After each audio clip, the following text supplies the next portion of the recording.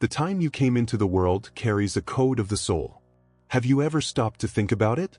What if the instant you were born wasn't random? What if there was a bigger, silent, hidden, but deeply true, meaning behind the moment you first took your breath? Carl Jung believed that the soul chooses its path. That birth is more than biology. It is a symbolic alignment between the outer world and the inner world. And maybe, because of this, the exact time you arrived here says a lot about you. About who you are. About what he came to do. This idea is not mystical in the ordinary sense. It is profound. It's psychological. Jung saw time as a stage where the soul dances, and where every step has meaning. Do you feel like you have something in you that you have never been able to explain? A call, a restlessness, a sensitivity that no one sees? Perhaps the answer lies in this code. And in this video we're going to explore it. Get ready, because by understanding the time when you came into the world, you may be beginning to decipher the invisible map of your soul. Most of us believe that we were born simply because our parents decided to do so or because chance determined it. But what if there's a deeper truth behind it? What if the time, day, month, and even the historical context in which you were born reveal a more inner, soul-shaped enigma? Carl Jung invites us to see birth not as an isolated biological event, but as part of a larger plan of the psyche. For him, the soul is a living reality with a will of its own. And she may well have chosen the ideal time to emerge into the physical world, not to meet the demands of the body, but to meet the needs of evolution itself. Think about the seasons, the cycles of nature. Nothing is born out of time. The seed does not sprout in winter. The sun does not shine brightly in the middle of the night. Each thing has its right moment. And the human being, with his psychic depth, is not outside of this. When you were born, something specific was happening. Perhaps there was silence in his house. Or chaos. Maybe it was raining. Maybe it was dawn. But more than the external setting, what mattered was the inner setting, the vibration of the world at that moment, and how it intertwined with what your soul needed to experience. There are those who say that we are born when we are ready. But Jung would say something more provocative. We are born when the world is ready to mirror us. And if your life seems to have been difficult from the beginning, maybe it's not a mistake. Perhaps his soul came precisely because he needed to learn to find himself in the midst of discomfort. How many times have you thought, why was I born into this family? In this country? At that time? The answer may lie in what you needed to live in order to mature, to become. Because the timing of birth doesn't just determine when you arrive, it shapes what you find. And what you find shapes who you are. You didn't come when you wanted to. He came when he needed it. When the world was a mirror. When the pains and joys that you would experience could give your soul the exact material to grow. And this is not punishment. It is wisdom. Therefore, looking at the moment of birth with more symbolic eyes is like opening a secret diary that your soul wrote before you even understood what it is to write. It's all there. The themes that would hurt you, the encounters that would heal you, the voids that would guide you. When you start to see it that way, life stops feeling unfair. It starts to seem precise, intelligent, instructed by something greater, by a force that cannot be seen with the eyes, but that is felt in the details, in the silences, in the right encounters at the right time. You were born because it was time to begin the journey. And the exact time was not accidental. It was symbolic. It was a password, the code, a silent message that your soul understands, even when your mind doesn't yet. You may have never stopped to reflect on the month you were born. Maybe it's just a date on the calendar, a number that repeats itself every year with cake, candles, and automatic messages on social networks. But according to the symbolic psychology that Carl Jung developed, this month is not just the beginning of his chronological count. He is a symbol, a portal. Jung believed that time carries hidden meanings. Not only the days and the hours, but also the larger cycles, the months, the seasons, the years. The world follows rhythms, and the soul seems to have a special sensitivity to these rhythms. Each month has a symbolic energy, an archetypal vibe, and the soul, at birth, enters through this portal, not only temporal but also spiritual and psychic. Notice how the months carry specific characteristics, not only in climatic terms, but culturally, emotionally, and symbolically. January, for example, is usually associated with beginnings, resolutions, changes. July, on the other hand, brings an air of pause, introspection, reevaluation. December carries an end, balance, memory. This is no coincidence. There are archetypes linked to each moment of the year, and when you are born in one of them, you carry the mark of that time within you. This does not mean that one month is better than the other. It is not about value, but about mission. Each period has qualities that favor certain learning, and your soul, by choosing to be born in that exact time interval, may be signaling what are the most important themes of your journey. Let's imagine that you were born in April, a month linked to rebirth, spring in many places around the world, and the force that breaks winter. Perhaps your soul came with a deep need to break away from old patterns, to bring life where there was stagnation before. It may be that you carry, even without knowing it, an inner strength to start over, and at the same time, a restlessness for everything that feels stopped. Someone born in September, on the other hand, may have been attracted to a time of harvest, analysis, and balance. Your soul may desire to observe more than to act, to ponder more than to be hasty. And for this reason, throughout life, your greatest challenges are linked to doubt, indecision, and the constant search for inner harmony. This is the hidden code we are talking about. It is not a superstition. It is a symbolic reading of time. Jung didn't say that the month determines your personality like a label, but rather that it can influence the challenges you will face and the gifts you will have to develop. It is as if the month were a gateway to a specific school. And you, as a student of the soul, enter that school not because someone forced you to, but because there were the lessons you most needed to learn. And since each soul is unique, what you will do with this learning will also be unique. When you discover what the symbolic energy of the month in which you were born is, you also begin to understand why certain issues are repeated in your life. Why do you feel certain anguish? Why some situations come back frequently, as if they were unfinished lessons? Maybe it's not bad luck. Perhaps it is the content of that matter that the soul has committed itself to study, and that, therefore, insists on returning until it becomes wisdom. The month is, then, more than a number. It is an invitation, a silent reminder. And every year, when your birthday approaches, it's not just the body that completes another cycle. It's the soul that gets a chance to recapture that code, to deepen that learning. You may begin to notice that in the days around your birthday, something changes in your inner state. A different tiredness, a greater sensitivity, a desire to be more alone or to change something profoundly. This is no coincidence either. It is as if the soul feels the call of the portal and prepares, once again, to cross it with more awareness. The good news is that you're not stuck with the month you were born. It doesn't limit you. On the contrary, it reveals you. It shows where its greatest strengths are, and also where its greatest resistance lies. By understanding this, you can stop fighting certain parts of yourself and start integrating them, to embrace them as part of his trajectory. That's the power of the symbol. It doesn't bind you, it sets you free. Jung said that what does not become conscious manifests itself as destiny. And perhaps, by understanding the portal of your birth, you are taking a step towards transforming unconscious destiny into a path lived with more clarity, more meaning, and more truth. Because the month you were born is not an external brand. It is a seed, a clue, a reflection of a silent decision that the soul made before you even knew what it was like to be born. Have you ever had the feeling of having met someone special, but at the wrong time? An intense connection, an inexplicable bond, a feeling of it was meant to be, but that, for some reason, couldn't happen? Or maybe you've had essential people in your life who arrived too soon, or too late. This, which so often seems unlucky, may have a deeper explanation. The soul finds the right people at the right time for its growth, even if that time seems wrong at first glance. Carl Jung understood human encounters not as chances, but as symbolic manifestations of the psyche.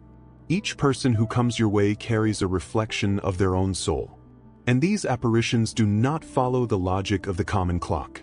They follow the inner time, the one that only the soul understands. When someone important arrives, early, it's because your soul needs to see something it's not ready to live yet, but it still needs to be touched, as if the encounter brings a reminder of what you will still be, or a warning of what you may lose if you don't grow up. These people come as early mirrors, showing parts of you that are still under construction. On the other hand, when someone arrives after the hour, there may already be a quiet maturity in you that has not been understood in the past. And this new presence brings with it reparation, the new beginning, not to relive what is past, but to live what may now be true, even if in a different way. The soul understands these arrivals and departures as lessons. They are not punishments, they are codes. And each person who enters your life carries a symbol, a key, a necessary provocation. Sometimes, the key it brings doesn't yet serve to open the door you want, but it serves to remind you that there is a door, that there is something beyond. How many of us cling to the idea that, if it were meant to be, it would have been? But Jung teaches us that life is symbolic.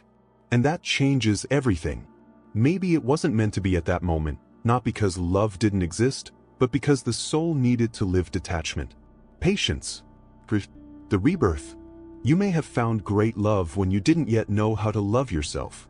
You may have crossed paths with a mentor when you didn't know how to listen yet. He may have lost a valuable friendship because he had not yet learned to value loyalty. That hurts, of course. But pain, in this context, is also a teacher. Life does not miss the address. People come because there is something to be seen, learned, felt. And many times, they are gone so that you can learn to continue with what remained. The learning, the awakening, the open wound that one day will become a scar, and then, strength. This perspective is not conformism. It is consciousness. It is to move from the question, why did this happen to me? And into the question, what did my soul need to do with this? Because, deep down, the time of the meetings is also a code. And when the soul chose to be born at that very moment, it knew that, later on, it would come across these figures, these souls, who would touch it in the most intimate and silent places. And this is not only true for love. It goes for everything. To the boss who humiliated you but pushed you to your true path. To the friend who betrayed you but forced you to become more whole. To the distant relative who said a phrase that echoes to this day. They are fragments of destiny, pieces of a larger puzzle, which the soul recognizes even when the mind resists. There are those who think that they are always late or too early, that he missed chances, that let people pass. But when we look at it through Jung's eyes, we realize that time is not linear. It is symbolic. And perhaps the time error is in fact a soul hit. Because it's not just about what happened, it's about what it awakened in you. You may have lost someone, but you haven't lost what it taught you. He may not have stayed with the one he loved, but he kept the part of himself that only this love could reveal. And maybe that's exactly the meaning. The other came not to stay, but to shine a light on you. Light that you now carry. Light that has become yours. By recognizing this, the past gains another glow. Pain is no longer empty. The what-ifs turn into it was necessary. And the reunions, because yes, they happen, become even deeper. Because there is no longer a rush to arrest. There is only the desire to live with presence what time has finally allowed to flourish. Life has given you the right people, even if, to the mind, it seemed like the wrong time. Because the soul does not work with the clock of reason. It follows the wake-up clock. And awakening sometimes requires encounters that don't complete each other, but that start a silent revolution within you. We live under the domination of time. The world revolves around schedules, deadlines, goals, birthdays, commemorative dates. Everything has an agenda. From a young age, we learn to measure our life based on how old we are, what grade we are in, what point in our career we should be at. But what if that time is just a shell? What if there is another time, more subtle, more true, that only the soul recognizes? Carl Jung believed that there is a dimension of the human being that does not follow chronological time. For him, the development of the soul, the process of individuation, as he called it, has its own rhythm. A mysterious rhythm, often contrary to what society expects of us. And this explains why so many people feel lost even though they have it all, or are behind even though they do everything right. The clock of the soul is not the same as the world's. While the world demands haste, productivity, performance, the soul whispers waiting, silence, maturation. And this mismatch can cause anguish. You may feel like you're falling behind, that everyone else is moving forward and you're standing still. But maybe you're exactly where you need to be, just in a time that isn't measured by external clocks. How many times have you felt pressured to be sure too soon? To get married, have children, make money, be successful? And how many times, as you followed this hurried path, did you feel a void that no achievement could fill? This happens because the soul is not convinced by meaningless achievements. She only eats for real, of presence, of meaning. And what is more curious, the time of the soul sometimes seems slow, until it doesn't seem like it anymore. There are times when she wakes up suddenly, in which everything changes in a week, in which something in you matures with a pain, with an encounter, with a revelation. And what has been dormant for years blooms as if it had been waiting for the right moment. It's like a seed under the ground. From the outside, no one sees anything. Everything seems to be at a standstill. But inside, something is reorganizing, taking root, preparing. And then, one day, without warning, it springs up. So is the soul. She respects her own cycles. And if you try to force it to bloom ahead of time, the result is frustration, tiredness, disconnection. How many people follow the script that the world has created and yet feel like they're living someone else's life? This is because following the time of the world, without listening to the time of the soul, is like walking with the feet of another. You move, but you do not advance. You do, but you don't feel it. You conquer, but you don't recognize yourself in any of it. The big challenge, then, is to stop measuring your life solely based on what others are doing. Comparison is one of the greatest traps of the soul, because it ignores internal time. It ignores that each one has a unique process. It ignores that sometimes what you need now is not to move forward, but to stop, or retreat, or simply wait for something in you to organize itself in silence. Jung said that the greatest movements of the soul happen in darkness, in what society avoids, in the not knowing, in chaos, in the void. And that is why, so often, true spiritual awakening happens in crises. Because it is there that the time of the soul is revealed. When everything outside seems to collapse, something inside begins to rise. Have you ever felt like you were wasting time? Maybe it was, yes, but only from the perspective of the world. Because, from the perspective of the soul, that time may have been precious. It may have been the time of recollection, of pain that cleanses, of waiting that teaches. It may have been the interval necessary for something greater to be born in you. And the most beautiful thing about it all is that when you start living in the time of the soul, you realize that you are never late. Not even in advance. You're exactly where you need to be. And what is meant to be yours is not lost. He just hopes that you're ready, or that the world is ready to welcome you with maturity. Perhaps what you call delay is actually synchrony. Perhaps the delays that hurt you the most were deviations of the soul to protect you from what was not yet yours. Maybe that job that didn't work out, that relationship that ended, that chance that slipped away, were secret movements of the soul's time saying, not yet. And this is not passivity. It's smart delivery. It is deep listening. It is to live with your feet in the world and your eyes in your soul. Understanding that the truest time is not the one that runs outside. It is the one that pulsates within you. The soul is in a hurry for what matters, and calm down for what is not ready. Learning to listen to this time is one of the greatest freedoms you can conquer, because then you stop running, and he starts walking, in your step, at your pace, in the sacred time that only your soul understands. The moment of his birth was just the beginning, one instant, among many, that began his story in time. But you are not limited to that moment. You are bigger, much bigger. His birth was a door, a starter. But the soul is the one who goes through this door, and it brings with it much more than the body can carry. Carl Jung believed that the soul carries memories that go beyond time. That the deep unconscious holds images, impulses, and symbols that did not begin in you, but that live in you.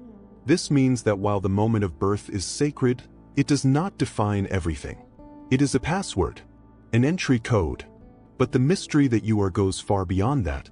You may have been born on an ordinary day. In any city. No special light in the sky, no apparent sign of greatness. But still, something invisible activated at that instant. The soul arrived with baggage that no one saw. With questions that they didn't even know were asked yet. With dormant powers. And with wounds that perhaps came from other times. That's why you've never felt fully explained by labels. By dates. By signs. By diagnoses. Because, as much as all of this helps to describe parts of you, none of it accounts for your whole. Nothing can define the mystery of being alive with consciousness, with history and with desire. You are a universe in motion. And the instant of birth is only the first chord of a complex symphony that reveals itself little by little, with each experience, with each pain, with each love. It's as if your soul were a book with chapters not yet written, and the birth, only the cover. From there, everything can change. And it changes. Because you grow. Misses. Governess. Falls. Raises. And in each of these stages, you become someone that not even the very moment of birth could predict. Because there is a profound freedom in the human being. A freedom to recreate oneself. To heal. To transform. Even if the birth code brings a direction, you can still choose the path. It is true that some traces of your birth will accompany you, like the background climate of your life, as a bass melody, but you can change the arrangement. You can choose other chords. You can tune or go out of tune, and then find yourself again. The soul is not rigid. It is alive, and it lives to grow. That's why self-knowledge is so essential. Not to get caught up in definitions, but to recognize their roots, and, from them, grow stronger. When you understand the instant you were born as a symbol, as an opening, you stop feeling limited by it. You begin to look at yourself with more love, more understanding, more freedom. Maybe you've spent years trying to fit into an image that wasn't yours. Maybe you believed that you needed to follow what was expected of you. But now, perhaps it's time to ask, who am I other than what I've been told I am? Who am I besides my date of birth, my profession, my last name? The answer is not out. It is not on ready-made maps. It's inside, and it reveals itself in silence, in listening, in diving. Carl Jung said that, "He who looks outside dreams, he who looks inside awakens." And this awakening is the key to understanding that you are not a hostage to the instant you were born. You are the creator of your own narrative. You may have come into the world with inherited traits, but you can choose which ones you will grow and which you will transform. You may have started your life with painful stories, but you can decide what meaning you will give them. You may have carried weights that are not yours, but you can leave them now, because the instant of birth is only the seed. The tree you become depends on the light you seek, the water you offer, the roots you choose to put down. You are greater than the instant you were born because your soul is eternal, because his story doesn't end with labels. Because your heart still has a lot to feel, a lot to discover. And even if there is a code, a vibration, a mission embedded in the time you arrived in the world, this mission only fully reveals itself when you begin to live with truth. So, stop comparing yourself, of feeling late, to judge yourself for not having followed the expected paths. You came into the world with a time of your own, with a language of his own, with a calling that perhaps no one else understands, but that is yours. Sacred. It is possible. And now that you've lived so long, that you've fallen, you've gotten up, you've seen yourself in front of the mirror on dark days, perhaps you are closer than ever to hearing that call clearly. Perhaps now is the time to use the soul code not as a boundary, but as a guide.